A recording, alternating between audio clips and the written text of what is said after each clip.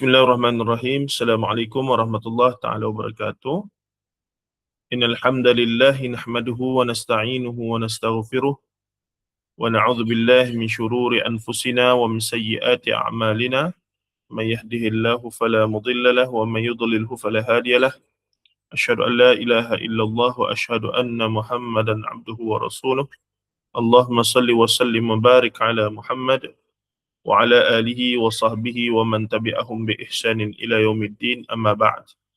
Fa inna asdaqal hadithi kitabullah wa khairal hadi hadi Muhammadin sallallahu alaihi wasallam wa syarrul umuri muhdatsatuha wa kullu muhdatsatin bid'ah wa kullu bid'atin dhalalah wa kullu dhalalatin finnar. Atau kama qala an-nabi sallallahu alaihi wasallam, la nabiyya ba'da. Alhamdulillah, kita sudah selesai untuk 3 siri pertama keseluruhan kandungan yang diringkaskan daripada suratul Fatihah, daripada tafsir Al-Azhar, ya. Kalau ikut kaedah biasa bacaan secara harfiah, mungkin mengambil masa setahun ke setahun lebih lah, tapi tempoh hari kita menggunakan kaedah untuk telaah ringkas, iaitu mengambil poin-poin penting sahaja, dan poin penting itu dibantu oleh artificial intelligence lah, ya, untuk merumuskan hal-hal tersebut kepada kita berdasarkan teks yang kita unduh ataupun kita sediakan untuk mereka. Baik, untuk hari ini kita masuk suratul Baqarah, ya. Suratul Baqarah ini berdasarkan PDF versi tafsir Al-Azhar terbitan Pustaka Nasional. Ini muka depan dia. Saya tukar laptop baru ni, dia jadi janggal sikit, dia berbeza sikit daripada sebelum ni. Nak kecilkan skrin pun tak erti ni. Okey. Tak apalah. Okey. Jadi ini dia punya feature depan suratul Baqarah, dan Buya Hamka memilih terjemahan lembu betina. Dan menariknya, apabila kita menggunakan tafsir Al-Azhar, saya juga suka untuk kita menggunakan versi kejap. Okey. Menggunakan versi terjemahan dia ini. Kadang-kadang saya membandingkan terjemahan Buya Hamka dengan tafsir Pimpinan Ar-Rahman, ada beberapa perbezaan yang signifikan juga. Contohnya di sini suratul Baqarah, Buya Hamka memilih terjemahan lembu betina instead of sapi betina, setengah terjemahan awal yang agak kuat pengaruh bahasa Indonesia, dia akan jadi sapi betina, ya. Tapi dalam kes ini Hamka menggunakan yang terjemahan umum yang boleh difahami oleh kita di Malaysia, iaitu lembu betina. Surat yang kedua ataupun surah yang kedua yang mempunyai 286 ayat, yang merupakan surah terpanjang lah dalam Al-Quran, diturunkan di Madinah, mempunyai 286 ayat. Jadi untuk siri ini kita akan ulas kurang lebih sampai ayat yang ke-7. Kalau tengok di sini, ayat 1 hingga ayat yang ke-5. Nanti bahagian kedua akan ada tajuk pendahuluan, Hamka letak. Dia pun bincang. Okey, sekejap.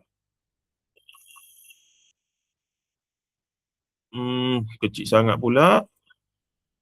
100. Okey. 150, mungkin lebih sesuai, Sekejap, baru nak masuk lah. Okey. Okey. 5 ayat pertama, Buya Hamka datangkan tajuknya, kelompoknya adalah pendahuluan dulu. Kemudian dia pun menghuraikan latar belakang dengan panjang lebar. Dan seterusnya dia masuklah tajuk takwa dan iman dalam menghuraikan ayat pertama. So yang panjang-panjang tadi sebenarnya perbincangan tentang latar belakang, kadang-kadang dia cerita sebab nuzul, sebab turunnya ayat dan seumpamanya. Banyaklah maklumat di sana, cuma telah diringkaskanlah oleh oleh yang kita sediakan pada malam ini. Baik. Takwa dan iman dia pun hurai begitu begini. Datangkan hadis apa semua begitu begini, dalil-dalil. Seterusnya dia pun masuklah ayat yang ke-6 dan ke-7, dan untuk menghuraikan dua ayat ini dia mendatangkan satu tema iaitu kufur, berkaitan dengan kufur. Sesuai dengan ayat ini, innal ladzina kafaru sawaun alaihim, berkaitan dengan sesungguhnya orang-orang yang tidak mahu percaya. Innal ladzina kafaru. Dia tak kata sesungguhnya orang-orang yang kafir, tapi dia bagi sesungguhnya orang-orang yang tidak mahu percaya. Maksudnya ada pilihan untuk percaya dan barangkali dah tahu dah benda tu benar, tapi menolak untuk tidak mahu percaya, maka barulah mereka menjadi kufur. Itu ada perbincangannya nanti insya-Allah. Panjang lebar lah juga kalau nak baca. Itulah saya kata, kalau memang nak syok, nak ni sungguh, memang tuan-tuan kena baca sendiri jugalah. Cuma kita ni, kelas kita ni, kita kata buat secara telaah ringkas, ambil poin-poin penting, tapi matlamat saya tetap adalah untuk mendorong tuan-tuan sekalian agar kelak deep diving by yourself ke dalam teks tulisan Buya Hamkai. Harapnya begitulah. Okay, ada lagi jemaah nak masuk ni. Okey, kita tengok sedikit sebab bila kita generate, dia tak masukkan ayat Al-Quran dan tafsir dan terjemahannya. Jadi kita tengok di sinilah satu persatu terlebih dahulu. Bismillahirrahmanirrahim. Kita dah bincang dari hari. Ada setengah ulama memasukkan bismillah ini sebagai ayat pertama, khususnya suratul Fatihah. Maka ia memberi implikasi bismillah itu dibaca secara jahar ataupun sir dalam solat. Dan kita mazhab Syafi'i secara umumnya kita memilih untuk membaca jahar lah, kuat. Mazhab Hambali tidak. Mereka memperlahankan. Mereka bukan tak baca, mereka memperlahankan, membaca secara sir. Tuan-tuan yang pernah pergi umrah ataupun haji, maklumlah perkara itu dengan Imam Masjidil Haram bertindak yang demikian. Dan itu termasuk isu-isu yang furuk sahaja. Furuk fiqhiyah. Tidak ada isu pun. Tidak ada isu langsung. Tidak mengacau usul akidah dan usul ibadah. Tak ada langsung. Tak perlu risau langsung lah. Cuma lagi kena tahu sahaja bahawa benda ni boleh berbeza. Apa benda yang tak boleh berbeza. Gitu. Baik. Alif Lam Mim. Alif Lam Mim tidak ada terjemahan secara khusus. Mereka ia satu patah perkataan, tiga huruf, disebut sebagai huruf muqatta'ah, huruf yang dipendek-pendekkan. Setengah mufassir nanti kita akan tengok Allah Ta'ala dalam beberapa surah sengaja memulakan dengan Alif Lam Mim kerana ia satu benda yang tidak biasa dilakukan oleh orang Arab, menyebabkan bila Rasulullah membacakan Alif Lam Mim, orang Arab akan pelik lah, kenapa ni, apa benda Muhammad nak buat pula ni. Dia menarik perhatian. Cuma ada setengah ulama lah, khususnya ulama daripada aliran sufi, cuba untuk menghuraikan, menafsirkan rahsia di sebalik itu. Maka setengahnya kata alif ni Allah, lam tu malaikat, mim tu Muhammad. Wallahu ta'ala a'lam. Ia tidak jumhur, bahkan tidak. Ia satu tafsiran yang dianggap tidak masyhur, tidak diterima. Cukup dengan mengatakan alif lam mim sebagai alif lam mim dan ia huruf muqatta'ah, dan dia satu kaedah Allah untuk nak tarik masyarakat Arab jahiliyah pada ketika itu khususnya untuk mendengar dan tahu bahawa pertama, ini benar-benar wahyu daripada Allah, bukan kalam Nabi Muhammad. Sebab 40 tahun Nabi Muhammad hidup bersama mereka, Nabi Muhammad tak pernah bercakap sebagaimana ayat Quran ni. Maksudnya orang Arab bila dengar pun tahu, ini bukan perkataan Muhammad ni. Iqra bismi rabbikal ladzi khalaq, khalaqal insana min 'alaq. Iqra wa rabbukal akram alladzi 'allama bil qalam, 'allamal insana ma lam ya'lam. Alif lam mim, dzalikal kitabu la raiba fihi, hudan lil muttaqin, alladzina yu'minuna bil ghaibi wa yuqimuna as-salata wa mimma razaqnahum yunfiqun. Maka ketika Rasulullah membaca ayat-ayat ini, kafir Quraisy tahu itu bukan perkataan Muhammad. Confirm mereka tahu. Sebab apa? Sebab mereka hidup dengan Nabi Muhammad 40 tahun. They knew about Prophet sallallahu alaihi wasallam from head to the toe. Semua tahu belaka. The way he speak, the way he spoke, the way he walk, semua tahu belaka. Tak mungkin tak tahu. Sebab tu bila wahyu mari, Nabi Muhammad mula bercakap bahasa-bahasa yang asing ini, dan mereka tahu Nabi Muhammad bukan penyair macam Abdullah bin Rawahah, macam Wahab bin Munabbih, macam Ka'ab bin Malik dan seumpamanya. Mereka tahu. Ya? Okey, kita tengok terjemahan. Zalikal kitab la raiba fih hudal lil muttaqin. Inilah kitab itu. Yakni Quran lah. Tidak ada sebarang keraguan padanya, la raiba fih hudal lil muttaqin, satu petunjuk bagi orang-orang yang hendak bertakwa. Tengok. Hamka menambahkan perkataan hendak bertakwa. Dalam arti kata, memberi kata, Alkitab ini boleh jadi huda, petunjuk yang tidak ada keraguan padanya, jika orang itu benar-benar hendak bertakwa. Kalau dia tak nak bertakwa, dia baca Quran apa semua, dia tak akan ragulah. Ini berlaku pada orientalis barat yang mengkaji Al-Quran, bukan sebab nak mencari kebenaran. Maka mereka tetap sesat lah. Mereka tetap tak jumpa cahaya iman, cahaya petunjuk huda tadi. Tapi bagi setengahnya memang nak kaji, nak tahu kebenaran sungguh-sungguh. Sebahagian mereka menemui hidayah dan masuk Islam. Wallahu alam, tempoh hari minggu lepas, beberapa bulan, Prof. John L. Esposito, seorang tokoh orientalis, tetapi sangat lantang mempertahankan Islam di barat, bersama Karen Armstrong dan seumpamanya, mereka yang dilihat sebagai orientalis yang simpatis kepada Islam, membela Islam dalam konteks mereka sebagai sejanak di barat, meninggal dunia lah pada umur 80 lebih tahun. Kawan baik pada PMS juga, dan dia punya PhD dengan almarhum Prof.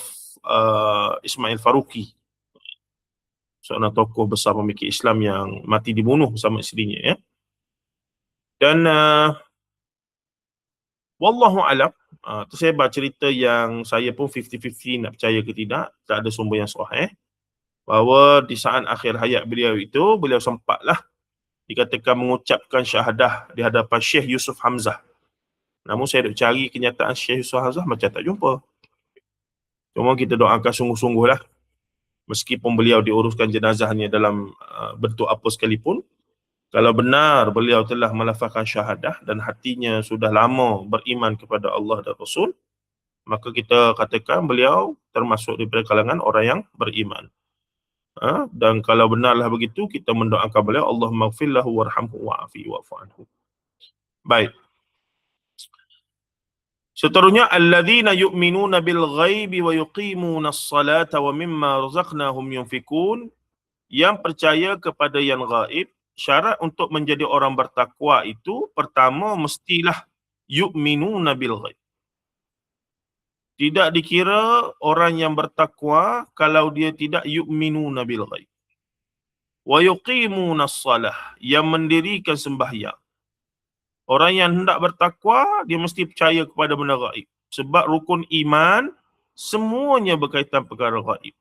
Dan saya katakan dalam buku-buku saya, khurafat tahyul dan mistik di alam Melayu dan seumpamanya, masalah orang Melayu yang sebahagiannya walaupun semayang, puasa, zakat, haji tak tinggal, tapi dalam masa sama masih lagi percaya pada bomoh, pawan, dukun, tangkal, mangkal, sial, macal, itu kerana mereka tidak faham SOP beriman kepada yang gaib menurut Al-Quran dan Sunnah Nabi SAW.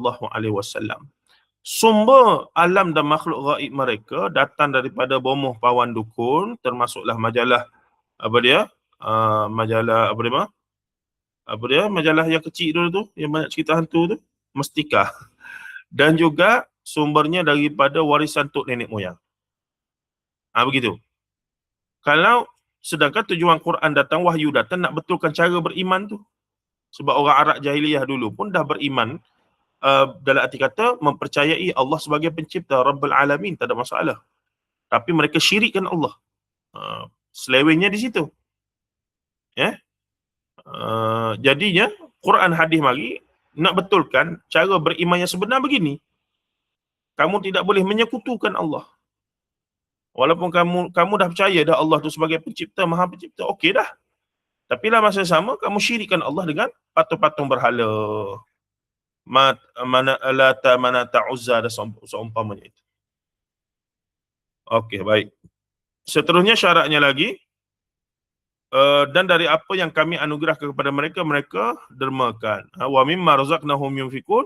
Orang yang hendak bertakwa juga, dia biasanya mendermakan sebahagian yang kami rezekikan kepada mereka. Maksudnya, membahagi-bahagikan jugalah rezeki yang mereka dapat itu kepada orang lain. Walladzina yu'minuna bima unzila ilaika wa ma unzila min qablik wa bil akhirati hum yuqinun. Dan orang-orang yang percaya kepada apa yang diturunkan kepada engkau dan apa yang diturunkan sebelum engkau. Engkau di sini balik pada Nabi Muhammad SAW. Orang yang hendak bertakwa ini, dia mesti percaya pada benda gaib, kepada beriman kepada perkara-perkara gaib, alam dan makhluknya, berdasarkan nas yang turun, Quran dan hadis. Dan dia mestilah seorang yang mendirikan solat, dia mestilah seorang yang berbahagi rezekinya, dan juga dia mestilah seorang yang mempercayai apa yang turun kepada kamu dan sebelum daripada kamu, Muhammad. Dia mesti percaya. Apa dia kisah-kisah Nabi dan Rasulullah apa semua itu begini itulah. Yang mana Quran cerita yang terdahulu, semua dia kena percaya. Bima unzila ilaika wa ma unzila min qabli wa bil akhirati hum yuqinun. Dan syarat yang kelima adalah mereka juga percaya kepada akhirat dan kepada akhirat mereka yakin. Itu 5 syarat ya. 5 syarat untuk menjadi lil muttaqin. Untuk Quran ni jadi la raiba fih dan huda, dan kepada orang yang bertakwa. Ini 5 syaratnya dalam 2 ayat kemudian ni. Ini cara Quran, susunan Al-Quran lah. Hikmahnya begitu. Baik, ayat yang kelima, ulaika ala hudam min rabbihim wa ulaika humul muflihun. Mereka itulah yang berada atas petunjuk dari Tuhan mereka. Siapa? 5 golongan tadi.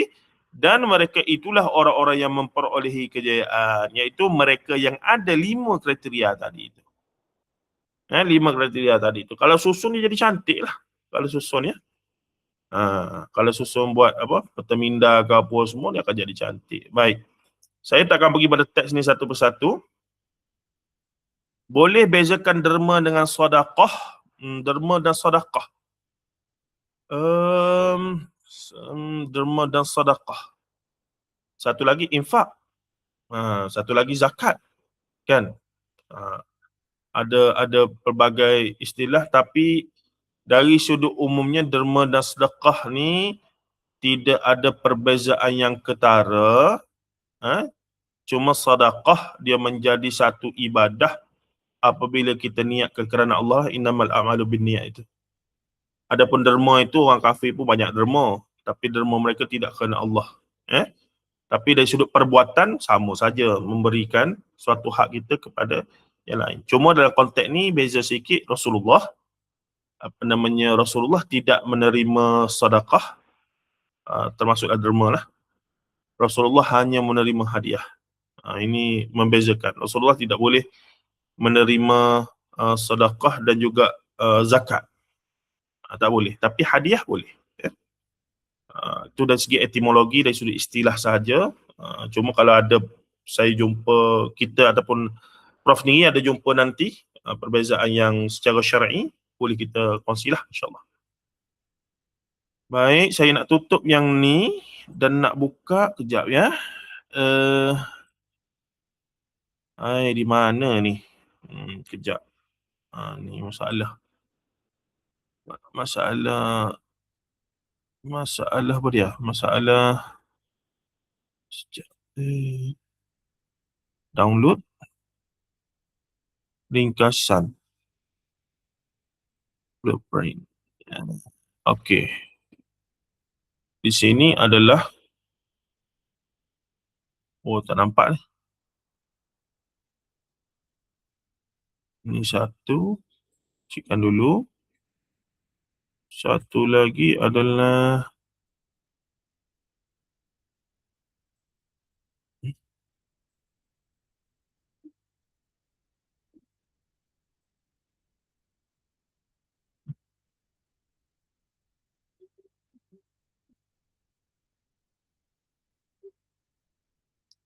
okay, saya stop presenting dulu. Window, okay. Okay, nampak ya? Nampak slide saya? Okay. Ini adalah apa yang telah di-generate daripada berapa belah muka surat tadi? Kurang lebih dalam 7 ayat pertama daripada surah Al-Baqarah, kurang lebih dalam 20 muka surat jugalah yang diringkaskan.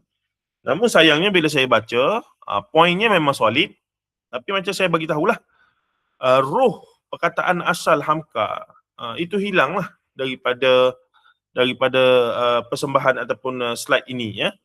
Jadi saya tetap syorkan ibu ayah kalau ada masa tetaplah kembali pada teks asalnya, dan kalau baca tu kalau masing-masing ada tafsir tafsir fizikal masing-masing, boleh membaca dengan menanda, itu lebih seronoklah. Saya satu masa dulu saya membaca buku dengan tidak menanda apa-apa sebab saya sayang buku kita beli mahal-mahal kan.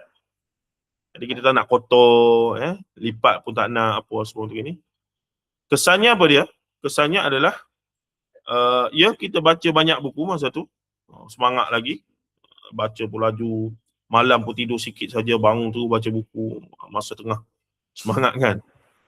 Tapi along the way, ternyatalah apabila walaupun banyak membaca tapi banyak juga lupanya. Banyak juga lupanya, tak lekat. Lagipun ketika itu memang kita, saya lah agak mengejar kuantiti lah. Oh ni buku dalam disiplin ni, kena buku-buku utamanya kena tu. Tapi bila dah sama master PhD tu kita sedar bahawa tak boleh begitu. Kita kena baca, ada buku yang kita baca sekali lalu saja dan tak perlu ulang dah. Tapi di sana ada buku-buku bidang, khususnya berkaitan bidang akademik kita. Buku bidang tu pula buku yang kita kata buku masadir al-asliyah, yakni buku rujukan utama dalam bidang. Nak dapat tidak mesti buku itu kita kuasai dengan baik. Subjek yang kita nak mengajar apa semualah, ataupun bidang yang kita. Jadi ketika itu saya mula sedar bahawa membaca dengan laju tanpa menanda ni tak bagus. Lebih baik baca dalam keadaan yang sederhana pace dia, tapi kita boleh menghayati, menanda, mencatat dan seumpamanya. Tapi bukan semua buku lah. Buku-buku yang penting, buku-buku yang memberikan kita kata rujukan utama tadi tu. Adapun buku-buku umum tu boleh lagi baca laju lah. Kenapa? Akhirnya bila nak menulis artikel apa semua tu begini, memang Dr. Ingat pernah baca ni, pernah baca Hamka pernah sebut ni, di mana ni? Di mana ni? Di mana tu cari tak jumpa lah. Puas ingat kat mana tu. Dalam buku mana dah, ada ni. Apatah lagi masa tu tak ada engine search atau PDF yang boleh kita cari kata kunci apa semua kan. Last sekali teringat masa mana? Masa duduk atas anda baru teringat lah. Ada juga. Dalam buku ni. Rasa dalam bab ni. Betul ada. Jadi kita pun khawatir. Ia ilham daripada ilham yang saleh ataupun ilham yang taleh. Ilham yang daripada sumber keimanan ataupun daripada setan iblis. Kita pun jadi confused. Risaulah juga. Itu sajalah gurau. Baik, kita pergi terus kepada tafsir suratul Baqarah. Okey, ayat 1 hingga 7, asas syariat, seni bina hidayah dan anatomi jiwa manusia, ya. Baik. Okey, yang kedua, okey. Di peringkat awal perbincangan yang panjang lebar itu, Hamka mendatangkan sedikit lagi perbincangan tentang ayat Makkiyah dan Madaniyah, iaitu Makkah fasa bertahan 13 tahun pertama dan Madinah seni bina negara Islam Jadi ayat-ayat yang banyak diturunkan di Mekah, ayat Makkiyah ni banyaknya ayat akidah lah. Ayat tauhid, ayat akidah, syurga, neraka, tentang keimanan dan seumpamanya. Tentang keesaan Allah, wajib mentauhidkan Allah semata-mata dan seumpamanya. Ya. Tetapi ketika di Madinah, ayat-ayatnya mula banyak tentang hukum-hukum syarak. Berkaitan dengan ibadah khusus, ibadah umum, termasuklah syariat-syariat dalam pentadbiran, penindasan kezaliman, keinsanan, berkembang di sana tentang nikah, kahwin, haram makan minum, tentang hutang piutang apa semua. Maka banyaklah ayat-ayat itu di Madinah. Di Mekah fokusnya banyak tentang menegakkan akidah dan tauhid murni, kerana cabarannya ketika itu penindasan dan ancaman fizikal daripada kaum musyrikin Quraisy, dan matlamatnya kelangsungan hidup, survival dan pembinaan jiwa individu. Dan kalaupun takdirnya mati, nak mati dalam keadaan mempertahankan kemurnian tauhid itu. Kemuncaknya, simboliknya siapa? Bila ibn Rabah. Ahadu, ahadu, ahadu, ahad. Walaupun batu diletakkan di atas dadanya dan ditelentangkan di tengah padang pasir, setelah disebat dengan begitu dahsyat oleh Tuhan dia, tetaplah beliau menyebutkan ahadu, ahadu, ahadu, ahad. Satu, esa, satu. Baik. Seterusnya di Madinah, peralihan nama. Asal nama Madinah ni, Madani lah. Apa dia? Bandar. Madinatul Munawwarah ataupun Madinatul Nabawi, bandaraya ataupun struktur perbandaran. Jadi tamadun itu antara ta'rif tamadun itu adalah ia mesti satu masyarakat yang mempunyai kota, yang mempunyai bandar sebagai pusat pentadbiran. Begitu. Ya. Jadi dibincangkan adakah orang asal ini kalau kita tengok orang asli lah, orang asal termasuk masyarakat yang bertamadun. Bukanlah bermaksud bila mereka tak ada tamadun tu mereka jahil, mereka dalam keadaan yang tidak bertamadun, tidak bermoral, bersivik, bukan.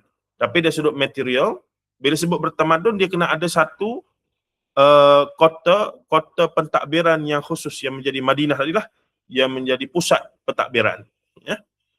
Jadi itu dia punya syarat. Maka kota Melaka itu dikira sebagai Madinah bertamadun sebab ada kota, ada bagaimana fortress, satu-satu kota yang menjadi pusat pentadbiran, menjadi simbol kepada pusat pentadbiran kepada seluruh daripada tanah jajahannya itu. Ya. Baik, Yathrib, sepadan geografi kepada Madinatul Rasul, pusat ketatanegaraan, fokus pengakuan kekuasaan, muamalat, hukum hakam dan pembinaan masyarakat. Konteks Suratul Baqarah diturunkan untuk menjadi pelan induk masyarakat baru ini. Okey. Seterusnya, ancaman luar Quraisy Mekah ketika di Madinah menjalankan rancangan pembunuhan Abu Jahal, ancaman ketenteraan dan pemusnahan total terhadap pertumbuhan Islam. Ini semua kita tahulah sirah ataupun latar dia. Ya. Ancaman ideologi datang daripada kaum Yahudi yang telah lama berada di Madinah, Bani Khuraizah, Bani apa lagi? Bani Khuraizahnya, Bani apa lagi? Ada 7 ataupun 9 ataupun belasan tribe Yahudi yang berada di Madinah, hasil daripada selepas mereka berpecah zaman Nabi Yusuf dan kemudian Nabi Sulaiman, dan kemudian yang menyebar mereka mencari tempat yang disebutkan dalam kitab mereka, Nabi akhir zaman akan muncul. Dan mereka yakin Nabi akhir zaman itu tetap daripada Bani Israel. Takdir Allah Ta'ala bukan daripada Bani Israel. Mereka tunggu di Madinah tu sebab apa? Sebab kitab mereka Taurat menyebutkan dengan jelas Nabi akhir zaman akan muncul di tempat yang sekian. Tempatnya padang pasir, begini. Mereka yakin Yasrib lah tempatnya. Dan betul muncul seorang yang namanya Muhammad bin Abdullah, mendakwa mendapat wahyu di dalam gua, berjumpa dengan Jibril. Mereka tahu itu benar belaka. Sebab kitab mereka dah bagi tahu. Cumanya disebabkan bukan daripada Bani Israel. Takdirnya daripada Bani Ismail, bukannya daripada keturunan Ishaq, Yaqub, Ishaq, makanya tak boleh lah. Mereka mengingkari semata-mata kerana resis lah. Ta'asub. Ta'asub daripada perkataan asabiyah. Ta'asub tu tak nak terima. Walaupun tahu itulah kebenaran, tak nak terima. Kesombongan status umat pilihan Tuhan, the chosen one. They believe that they are the chosen one, the tribe that has been chosen by the God. Ya. Mengingkari perjanjian kejiranan, memusuhi Islam akibat hasad dengki kerana Rasul bukan daripada Bani Israel. Itu saja semata-mata yang. Tapi kalau kata takdirnya Rasul daripada Bani Israel pun, track record mereka sendiri bunuh juga. Nabi Ilyasa itu semua akhirnya diancam dan dibunuh oleh mereka, termasuklah Nabi Isa yang telah dibunuh oleh Rom, ataupun disalib lah, yang dikatakan Jesus ataupun Nabi Isa yang disalib, tapi sebenarnya bukan itu, ya. Lagi katanya ancaman subversif, subversif ini dalam malah. Jadi Rasulullah berhadapan dengan 3 ancaman, daripada luar, daripada Quraisy, Mekah, daripada dalam, daripada sekeliling Bani Israel, Yahudi. Daripada dalam, yang lebih bahaya adalah ancaman subversif al-munafiqin. Sampai ada suratul munafiqin, ya. Nah, ketika peperangan Khandaq ataupun peperangan Khandaq ni apa dia? Peperangan Ahzab. 3 Rasulullah berhadapan dengan 3 ancaman sekaligus. Gabungan kafir Quraisy dengan Yahudi yang membelot treaties ataupun perjanjian ataupun kita kata piagam Madinah itu. Dan Rasulullah berhadapan dengan ancaman golongan munafiqin daripada dalam, kurang lebih ada 80 hingga 120 orang, lebih kurang begitulah setengah riwayat menyebutkan. Diketuai oleh Abdullah bin Ubay bin Salul, kumpulan gunting dalam lipatan yang hilang kuasa politik, menzahirkan iman di hadapan, mencemuh di belakang. Apa dia munafik? Zahirnya Islam, hatinya kufur. Dan mereka ini lebih teruk daripada kafir Quraisy dan Yahudi. Tempat mereka asfali minan nar, dasar api neraka. Hakikatnya orang munafik ni kufur. Jadi kita, kadang-kadang orang Melayu ni kan dia marah, dia kata macam munafik kamu ni. Macam munafik tu okey lagi lah. Bukan okey lagi, maksudnya berat dah tu. Maksudnya istilah munafik ni sebenarnya kafir. Jadi kalau kita nak kata orang ni munafik, sebenarnya kita sedang mengkafirkan orang tu. Jadi hati-hati, ya. Walaupun kita katakan ada perbahasan ulama, munafik secara akhlaqi, iaitu munafik akhlak macam orang munafik. Tu macam itulah salah satu 3 tanda alamatul munafiqin salasah. 3 alamat ataupun tanda munafik tu. Idza haddatsa kadzaba, bila bercakap berdusta. Wa idza tu'tu minal khana, bila diberikan amanah dia khianat. Bila bercakap bohong, bila ni khianat. Apa lagi satu? Bila bercakap berbohong, bila diberi ni khianat, bila berjanji tidak ditepati. Tu 3. Itu adalah tanda kita kata tanda tanda seseorang itu ada akhlak macam munafik, tapi dia bukan munafik. Akhlak macam munafik. Tapi kalau kita kata orang ni munafik ni, sebenarnya dia sedang menjatuhkan hukum kepada dia. Dia panggil bukan munafik akhlaki tu, munafik i'tiqadi dia panggil. Secara i'tiqad, secara keyakinannya dia munafik, itu sebenarnya kufur dia, kafir. Jadi hati-hati menggunakan istilah kafir itu. Okey. Seterusnya lagi kita pergi tujuan suratul Baqarah secara umum, ya. Diberitahu daripada 286 ayat itu apakah tema-tema utamanya. Tema-tema utamanya.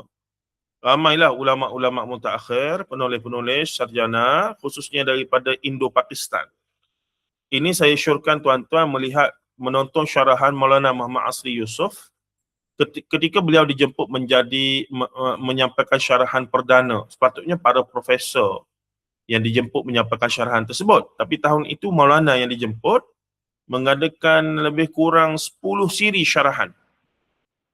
Di Akademi Pengajian Islam ketika itu, saya tengah buat master ke sebelum tu lagi lah. Sempat hadir beberapa syarahan beliau. Alhamdulillah syarahan itu ada dalam masih ada lagi dalam YouTube sekarang.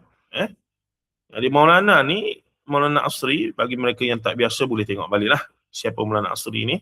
Maulana Muhammad Asri Yusof, hafizahullah ta'ala. Dan beliau ni sangat mahir dengan bahasa Farsi, bahasa Urdu, ada seumpamanya, termasuk bahasa Arab confirm lah. Menyebabkan apabila beliau diminta untuk menyampaikan syarahan itu, beliau telah berkongsi tentang perkembangan pengajian Al-Quran dan Sunnah di negara India Pakistan. Walaupun pada mata kita India ini sebuah negara bukan Islam lah, negara Hindu lah hari ni kan.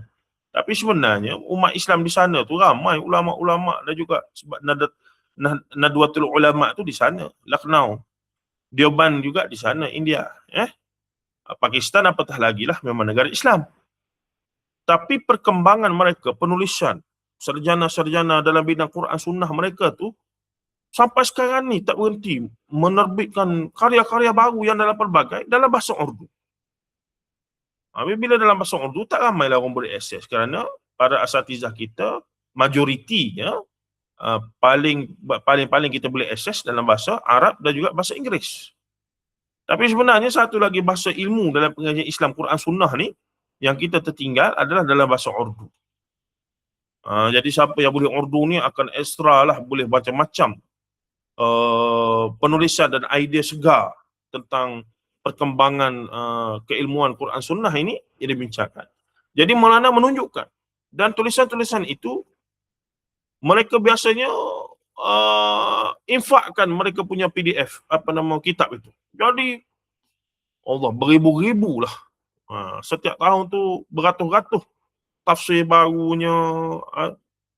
Kita tafsir 30 juzuk pun berapa boleh kira jari yang lengkap dalam bahasa Melayu Tapi dalam bahasa Urdu tafsir lengkap 30 juzuk sahaja pun yang betulnya, yang ahli sunnahnya, yang ahli hadisnya, yang ahli kalamnya, yang ahli ra'yinya, golongan kita kata yang cenderung pada liberalnya, yang sesaknya, yang ajaran Brelwinya, Batiniyahnya, pelbagai.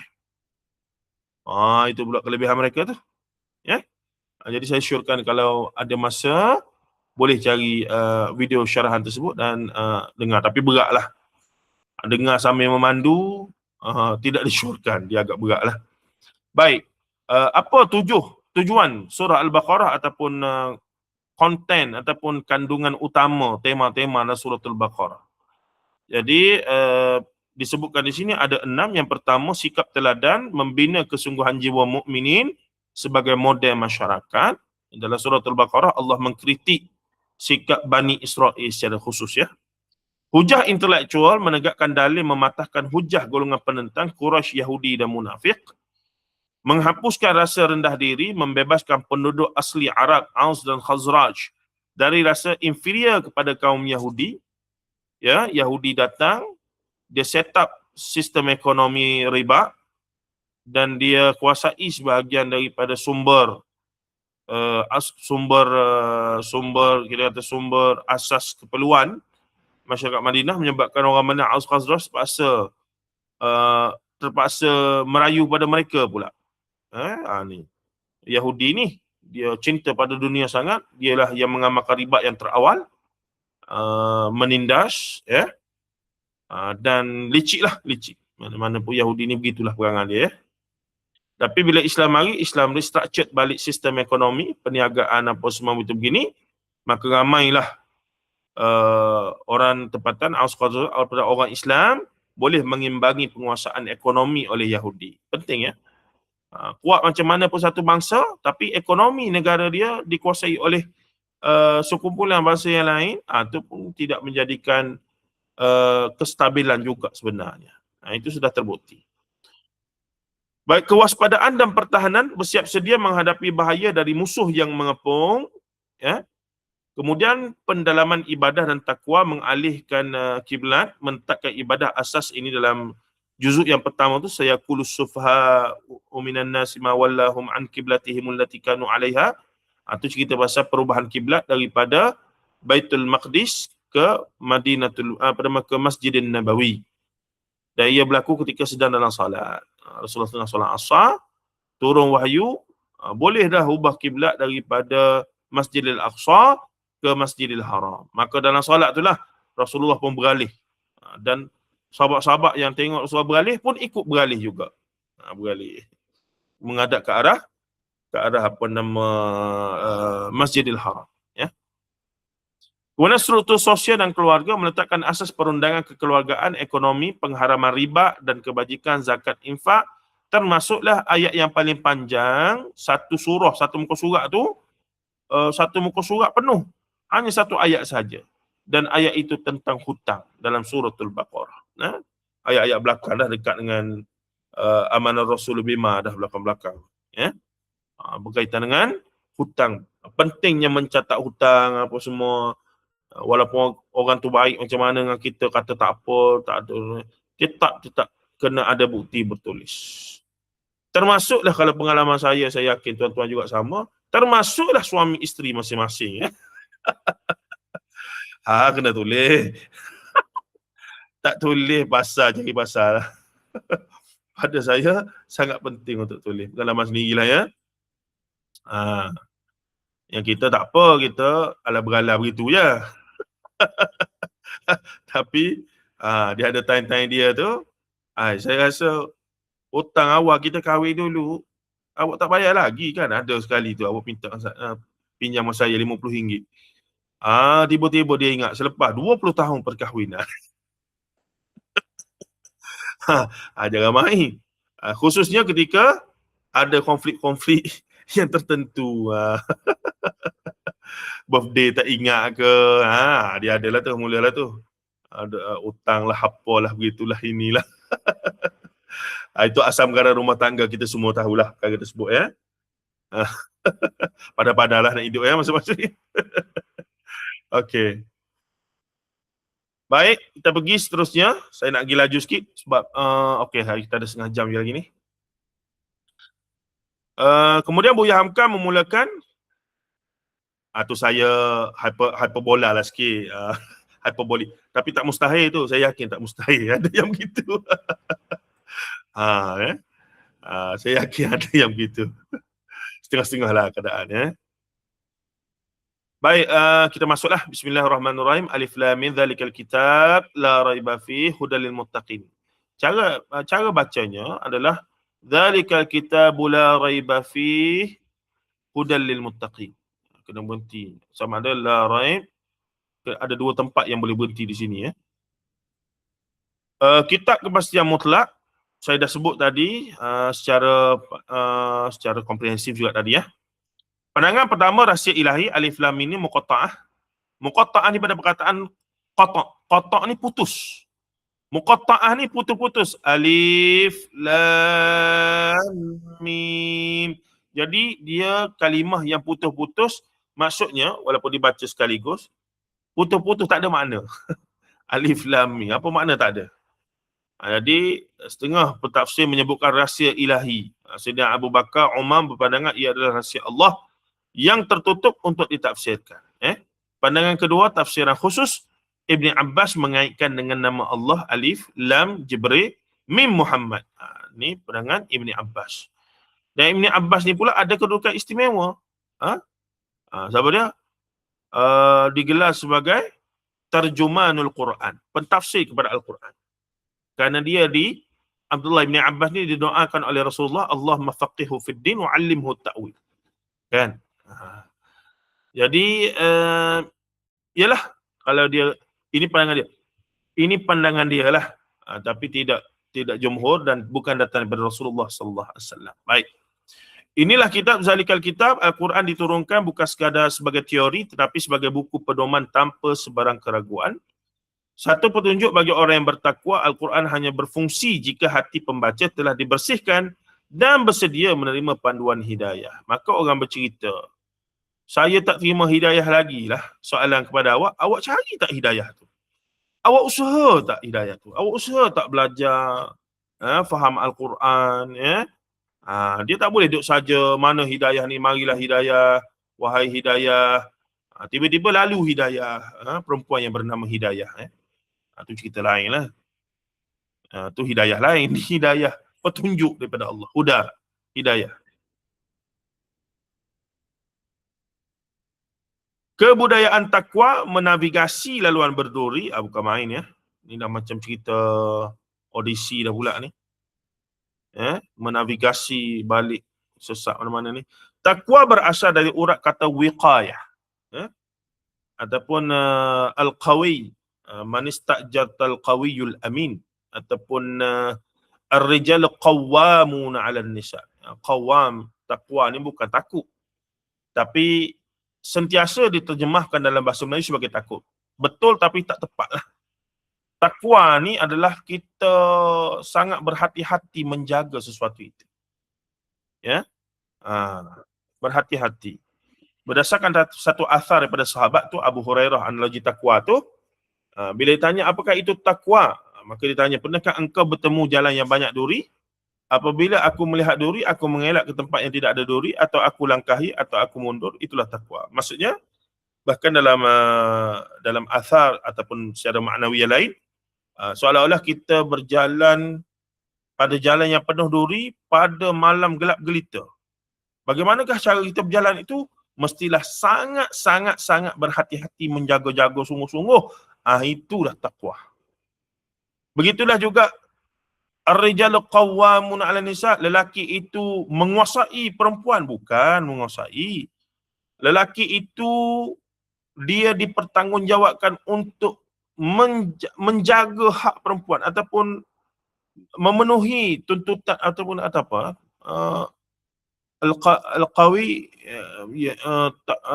ar-rijal qawwam. Lelaki itu perlu melunasi tanggungjawab dia, itu melunasi dengan penuh hati-hati, dengan sepenuh hatinya keperluan ataupun seorang wanita itu dah seumpamanya lah. Begitulah. Sama ada perempuan tu mak dia, adik-beradik dia yang perempuan, ataupun kemudian isteri dan anak-anak perempuannya, atau tugas seorang lelaki. Di sinilah Ustaz Aziz Abdul Jamil lama dulu bercerita tentang antara krisis kita di akhir zaman ini adalah lelaki yang hilang kelelakiannya dan wanita yang hilang kewanitaannya. Terbaliklah. Apabila lelaki berfungsi sebagai lelaki, qawam, dan wanita berfungsi sebagai wanita, seorang wanita yang walaupun berkerjaya apa semua, tapi dia tak hilang fungsi dia sebagai wanita yang sebenar itu. Jadi kestabilan itu akan muncul. Toleransi lah seumpamanya. Baik, saya tidak perlu panjang-panjang di sini. Kita bukan pakar sakit puan ke sakit tuan ataupun pakar psikologi berkaitan rumah tangga. Takwa adalah sikap berjaga-jaga yang aktif. Memelihara setiap langkah agar selari dengan keredaan ilahi. Ia adalah budaya, yakni kebudayaan takwa. Masya Allah. Ini Buya Hamka punya cerita lah ni. Bombastik lah ya. Kebudayaan takwa. Mungkin first time kita dengar. Ingat budaya ni, budaya Melayu, tari menari, budaya asli, budaya. Rupanya takwa juga satu kebudayaan yang mesti dihidupkan dan dibiasakan. Baik, 5 dimensi anatomi al-muttaqin, ayat 3 hingga 5 kemudiannya. Ini yang kita sebutkan tadi. Percaya kepada benda perkara kepada yang gaib, dimensi dalaman. Mendirikan salat, dimensi vertikal, makhluk kepada Allah. Mengeluarkan infak, dimensi horizontal, sesama manusia. Hablum minan nas, selepas hablum minallah. Beriman kepada wahyu universal, dimensi kesejakatan. Yakin kepada hari akhirat, dimensi masa depan. 5 syarat untuk akhirnya mencapai kejayaan sebagai al-muttaqin. Al-muttaqin lagi tinggi daripada al-mu'min. Yang pertama Muslim, level paling bawah. Level tinggi sikit mukmin, yang beriman. Muslim mengucap 2 kalimah syahadah, tapi minum arak, judi, semayadak, tapi tidak syirikkan Allah Ta'ala. Muslim. Ataupun sesak, jadi ajaran sesak apa semua, tapi Muslim. Mati fasik, dosa banyak, masuk neraka. Habis dibakar dalam neraka, maka dibenarkan keluar, baru masuk syurga. Bahkan boleh menjadi akhiruhu dakhala jannah rajulun wa akhiruhu dakhala jannah, seorang lelaki. Ibu-ibu jangan risau. Orang yang terakhir keluar daripada neraka dan masuk syurga adalah rajulun.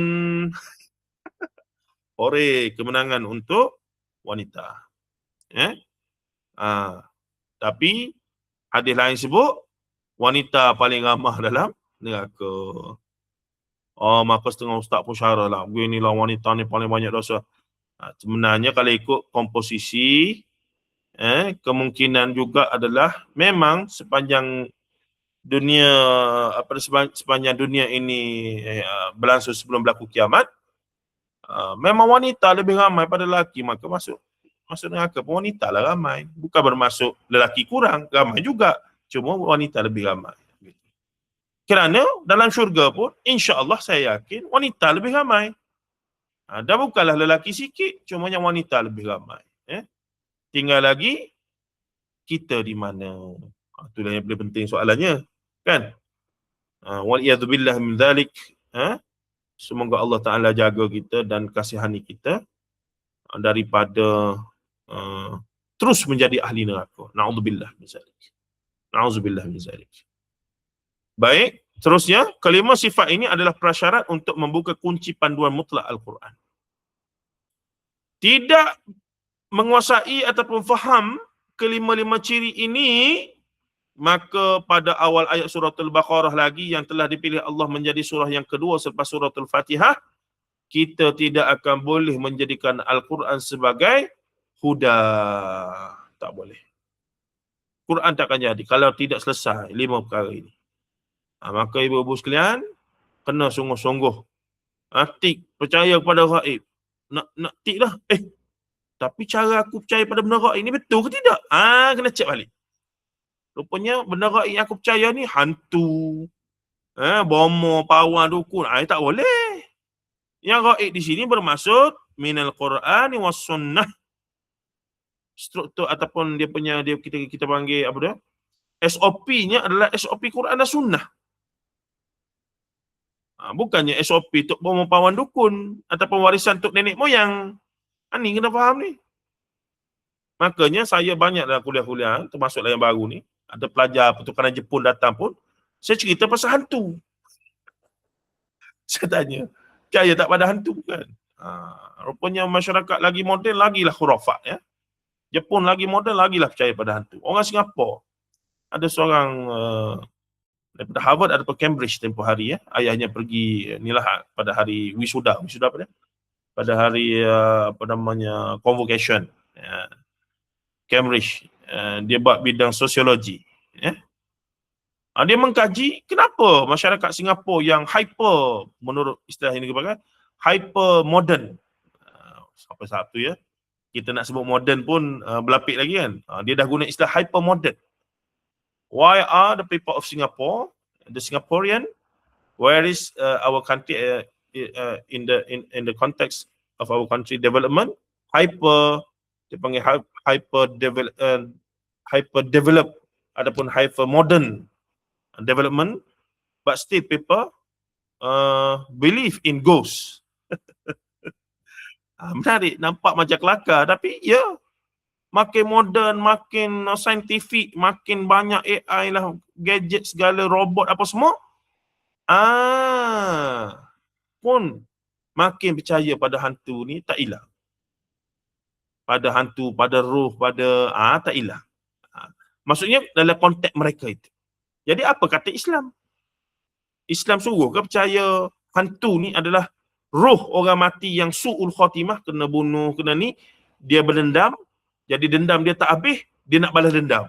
Itu ke cara Islam ajar kita percaya tentang kehidupan selepas kematian? Apa yang Islam ajar pada kita? Saya tanya pelajar-pelajar, termasuk pelajar pengajian Islam, percaya pada hantu tak? Ramai yang percaya. Kalau saya pergi UKM ke mana, tanya budak-budak pelajar-pelajar dalam sains, engineering ke sains ke, tak kira lah, sains ke, human sciences ke, humanities ataupun sains sosial ke, ramai percaya pada hantu. Macam mana ni? Pening sejak saya. Cuma saya pun lenturkanlah sikit. Saya kata, yang awak percaya hantu ni, walaupun awak guna istilah hantu, tapi sebenarnya awak faham adalah jin iblis kan? Sebahagian mereka kata, ya, kalau yang tu okey lah. Itu sekadar istilah. Tapi at least awak tahu bahawa yang dimaksudkan hantu, yang awak kata hantu makhluk halus apa semua ni, sebenarnya jin iblis, okey lah tu.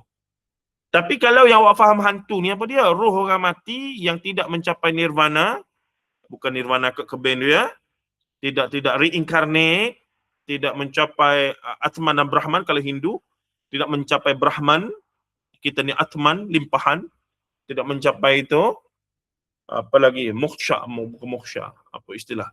Jadi, kalau itu yang mereka pegang dan percaya, itu adalah akidah, Buddhism, Hinduism. Itu bukan akidah Islam. Lagu mana tu?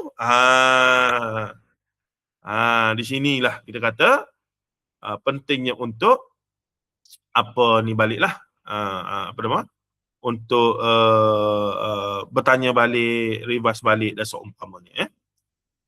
Okey, baik. Okey, saya pergi laju sikit. Alamak, mana ni?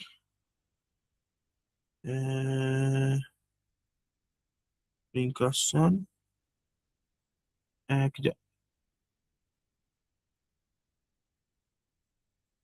Okey.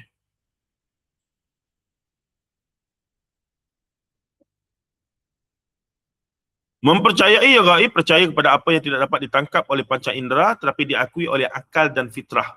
Allah, malaikat, syurga, neraka, azab kubur, apa lagi? Pahala, dosa. Ya. Semuanya tak nampak sekarang, tapi di akhirat ditunjuk satu-satu nanti. Tahap iman tertinggi. Hadis Nabi menyatakan pahala terbesar adalah bagi kaum yang datang selepas kewafatan baginda yang beriman tanpa melihat wajah baginda SAW secara fizikal. Ini Rasulullah puji kita, kaum dia, umat dia. Para sahabat, paling tidak mereka beriman dengan melihat batang tubuh Rasulullah. Melihat mukjizat sebahagiannya. Maka mereka beriman, hebatlah, sanggup mati, sanggup berkorban apa saja kepada Rasulullah SAW. Namun, umat yang datang kemudian tak pernah tengok batang tubuh Rasulullah. Tapi kita beriman berdasarkan wahyu. Quran cerita, hadis Rasulullah dan segala bukti-bukti yang tidak mampu untuk dinafikan oleh akal yang waras. Rasional, bahawa Rasulullah benar wujud dan ajaran baginda adalah benar semata-mata. Maka kita beriman sungguh-sungguh, sanggup berkorban apa semua. Ternyatalah keimanan dan ketinggian mutunya lebih hebat lagi berbanding dengan dari aspek itu dengan para sahabat.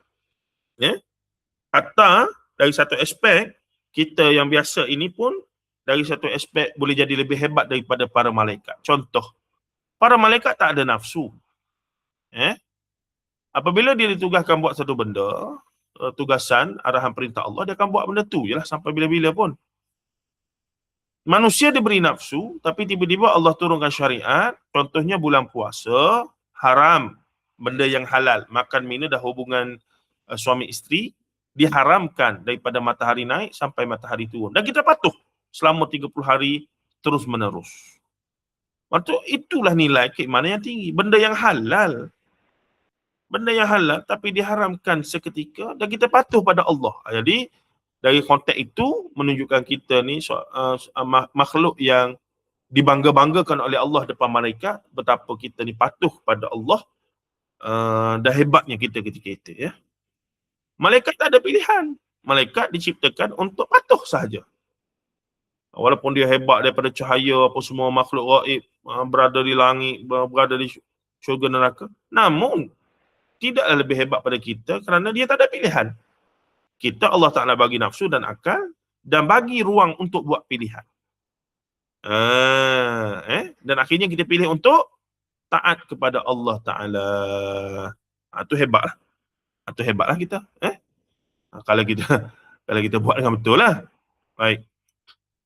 Mendirikan solat, bukti fizikal pertama bagi iman, bukan sekadar mengerjakan tetapi mendirikan dengan kesedaran, bukan mesin. Solat berjamaah mengikat komuniti, panggilan azan adalah ujian harian ke atas kepatuhan hati berbanding kesibukan duniawi.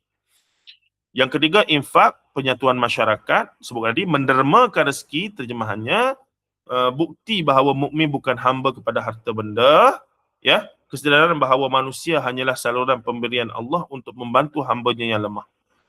Wahyu universal, kesejakatan berfikir, beriman kepada Quran dan wahyu terdahulu, Taurat, Injil, mencari titik pertemuan dengan umat terdahulu berasaskan tauhid, menghapus sikap asabiyah, ta'asub kuat. Ta'asub. Asabiyah, asabah, ta'asub. Yakin kepada akhirat, visi masa depan, penentuan accountability mutlak, setiap perbuatan ada pertanggungjawaban, mencipta jiwa yang optimis, kesusahan dunia bersifat sementara, kejayaan diukur pada nilai takwa di sisi Tuhan, bukan material semata-mata. Jadi orang yang beriman, meskipun kalaulah takdirnya dia menghadapi kehidupan yang dizalimi dalam hidup dia, dia tahu di akhirat Allah Ta'ala akan adil kepada dia. Baik, formula kejayaan sejati al-falah, keyakinan dalaman, amalan fizikal, sosial, maksudnya rohani dan jasmani. Barulah dapat hidayah dan kejayaan sejati. Mereka itulah yang berada atas petunjuk daripada Tuhan mereka, dan mereka itulah orang-orang yang beroleh kejayaan. Kejayaan tidak diukur dengan kekayaan material, kemewahan ataupun kemenangan fizikal. Berjalan di atas siratal mustaqim, dipandu hidayah Tuhan kerana diri sendiri memohonnya, menyalakan pelita iman yang tidak pernah padam di dalam hati. Maksudnya apa dia? Maksudnya hidayah-hidayah ni adalah anugerah Allah bagi mereka yang cari, yang usaha dulu. Yang cari, yang usaha, yang telah melalui proses-proses tersebut. Barulah dicampakkan hidayah itu berdasarkan usaha tersebut. Sikit lagi kita pergi. Ada berapa minit lagi? Ada dalam 10 minit lagi. Etimologi kafir, etimologi ini adalah istilah kafir, menimbus kebenaran. Kafir ini adalah satu perbuatan menutup. Para petani, apabila mereka bercucuk tanam ataupun mereka, apa kita panggil dia, menggemburkan tanah, dan mereka nak tanah tu tidak rosak apa semua, mereka akan tutup supaya tidak tertimpa hujan ataupun panas yang melampau dan seumpamanya. Maka menutup itu disebut sebagai kafar. Menutup. Jadi kafir berasal daripada kata dasar kufur. Secara harfiah, ia merujuk kepada perbuatan seorang peladan kufar yang menanam dan menimbus benih ke dalam tanah sehingga tidak kelihatan lagi. Di dalam setiap hati manusia terdapat benih fitrah kebenaran. Orang kafir secara aktif menimbus suara hati mereka sendiri dengan alasan ego dan kedudukan. Sebab itulah Iblis laknatullah. Adakah dia tidak tahu kebenaran? Mana mungkin. Dia makhluk yang boleh akses ke langit ketika itu dan melihat proses kejadian Adam dan seumpamanya. Dia tengok, dia tahu kebenarannya. وَعَلَّمَ آدَمَ الْأَسْمَاءَ كُلَّهَا ثُمَّ عَرَضَهُمْ عَلَى الْمَلَائِكَةِ فَقَالَ أُنْبِئُونِي بِأَسْمَائِهَا. Semua proses itu Iblis laknatullah tahu. Ketika itu dia tidak lagi menjadi Iblis laknatullah lah. Dia menjadi makhluk yang daripada kalangan jin yang boleh akses ke langit, kan. Sehinggalah usjudu li Adam fasajadu illa iblis. Allah Ta'ala menyuruh usjudu li Adam fasajadu illa iblis. Sujudlah semua. Jadi semua malaikat sujud kepada Adam atas perintah Allah. Bukannya sujud tu sujud macam sujud pada Allah, membesarkan, tidak. Tapi kerana Allah suruh, buatlah. Tapi illa iblis, kumpulan iblis ni, iblis tu jamak, dia punya mufradat adalah ablasah. Menarik juga, ablasah buh nama anak. Jangan. Jangan cari pasal. Tak bagus tu. Ablasah. Jadi iblis ni sebenarnya sekumpulan, satu tribe lah.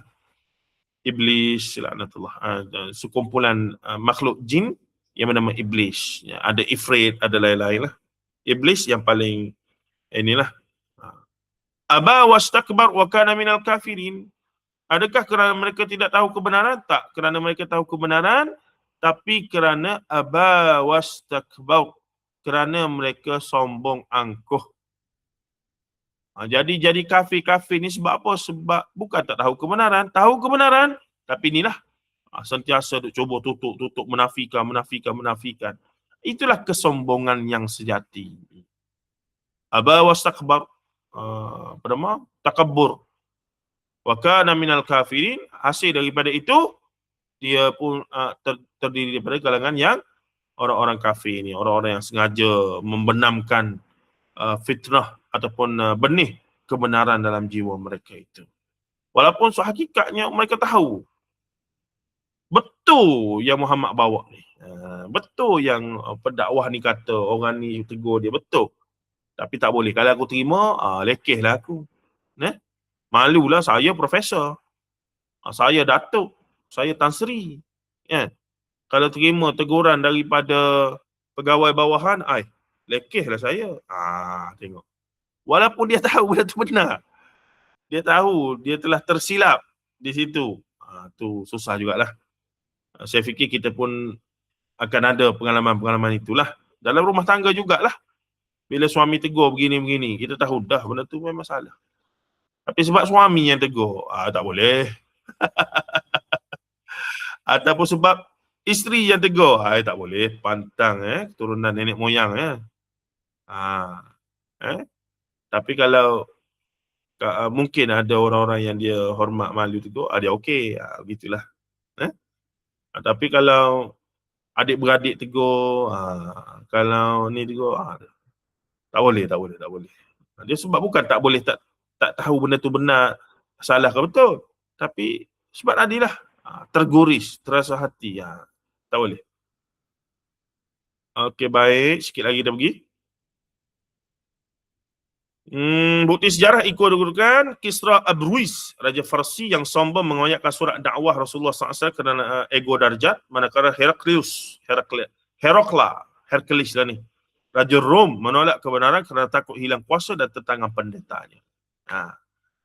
Ini jelas. Kemudian dua-dua jatuh ke tangan Islam. Farsi pada zaman Uthman bin Affan, Rom pada zaman Umar bin Khattab radhiyallahu anhu.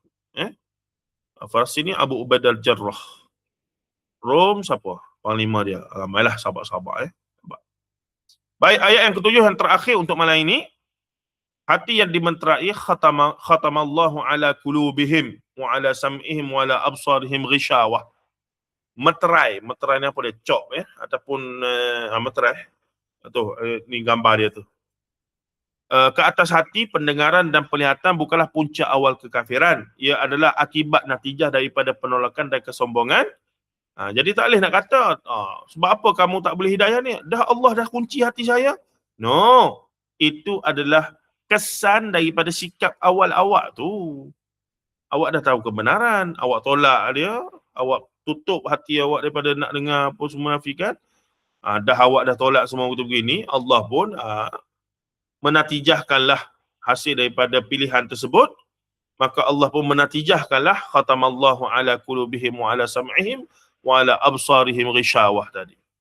Ia adalah akibat natijah daripada penolakan dan kesombongan manusia yang berterusan, ibarat kertas yang telah dicap penuh, tidak mampu menerima dakwat baru.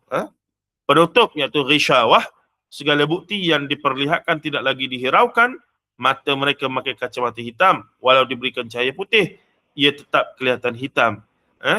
Azab psikologi dan realiti sebelum azab akhirat, mereka menderita azab duniawi, hidup resah, didorong hasad dan memusuhi kebenaran yang terus berkembang. Itu kesan dia. Spektrum penolakan di era moden. Ini menarik first time juga kita tengok ni. Kafir kerana jahil, tiada pendedahan atau perhatian terhadap agama, asal perut diisi. Obat memerlukan dakwah yang intensif. Ini boleh kata ada perbincangan nanti kita bincang. Kafir apatis, bersikap tidak peduli, memejam mata dan menutup telinga setiap kali diseru kepada kebenaran kerana silau dengan cahayanya. Ini pilihlah untuk tidak mahu menerima. Kafir selektif, mengakui Islam namun memotong hukumnya. Menerima ibadah tetapi mendakwa undang-undang Al-Quran seperti larangan riba, seperti kolot, sebagai kolot dan tidak sesuai dengan ekonomi moden. Kafir selektif juga saya boleh nisbahkan dengan amalan contohnya orang Jawa di Kepulauan Jawa sampai hari ini pun mereka ada golongan abangan ataupun yang digelar sebagai Islam kejawen.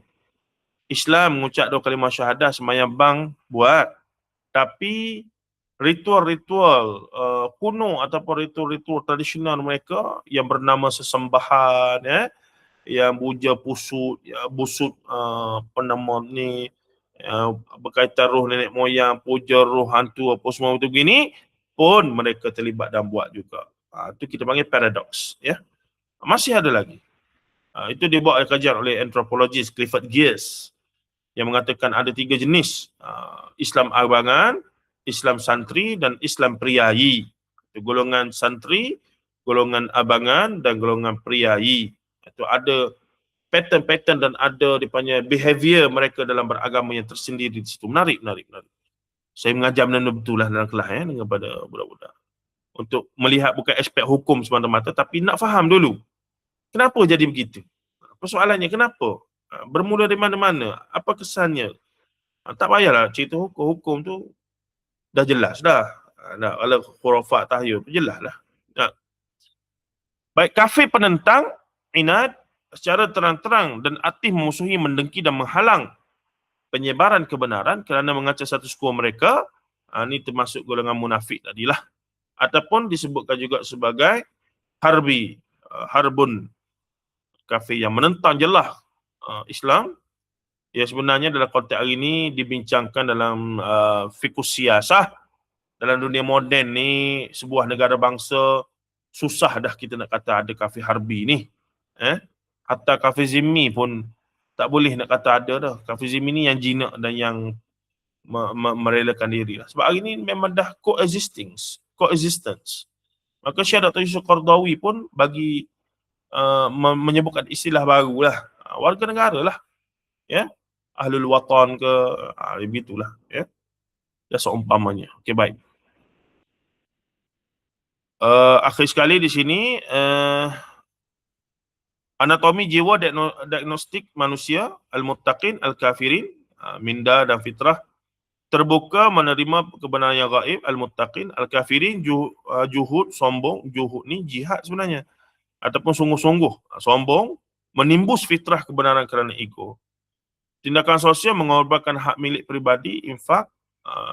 Orang kafir biasanya mementingkan diri, mempertahankan kedudukan harta duniawi secara mutlak. Respon terhadap wahyu, mempercayai kesinambungan wahyu dan Nabi, sama ada diberi amaran atau tidak, tetap menolak keras degil. Status rohani mutlak, berada di atas hidayah, petunjuk cahaya, terkunci khatam. Nah, khatam Al-Quran itulah penutup, tertutup. Hati, telinga, mata terhijab sepenuhnya. Akibat daripada pilihan mereka sini, Allah Ta'ala bagi dia punya kesannya inilah. Okey, itulah habislah perbincangan kita. Pelan induk terbuka pilihan di tangan kita. Surah Al-Baqarah bermula dengan mendefinisikan ajaran ancaman terbesar kepada manusia. Bukan musuh dari luar, tapi keangkuhan dari dalam jiwa sendiri yang menolak kebenaran. Islam hanya akan hidup melalui dakwah dan akal yang terus menggali hikmahnya tanpa jumud membeku. Al-Quran kekal sebagai pelan induk panduan yang mutlak, namun sama ada ia menjadi seni bina hidayah atau sekadar helai yang kosong bergantung kepada satu prasyarat. Adakah kita memilih untuk membudayakan takwa ataupun membiarkan hati kita dimeterai ataupun terkunci tadi. Barakallahu fikum, jazakumullah khairan katsira. Kita berterima kasih kepada Buya Hamka atas hasil karya yang luar biasa. Alhamdulillah, terima kasih banyak-banyak. Dan semoga mendapat manfaat yang banyak pada malam ini. Namun tetaplah saya meminta ibu ayah sekalian, sahabat-sahabat sekalian, untuk adakan kalau ada masa tu telah asli jugalah.